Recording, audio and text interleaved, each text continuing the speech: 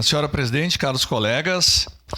estivemos junto com o Geraldo, com a secretária de Saúde, estava junto o vereador Bortola, o vereador Bressan também, na Secretaria de Saúde, há aproximadamente, acho que uns 20, 30 dias atrás,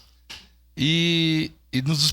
deparamos com a necessidade imediata de aquisição dos equipamentos para poder equipar a UTI neonatal e os equipamentos necessários para o Vervi poder assumir todo esse serviço em Caxias do Sul de pediatria. O deputado federal Marcon foi muito sensível a esse pedido, sabendo que o espaço de tempo era muito curto para poder adquirir esses equipamentos. Então ele realocou essa emenda, que é dinheiro do povo voltando para o povo, não é favor nenhum, realocou 4,5 milhões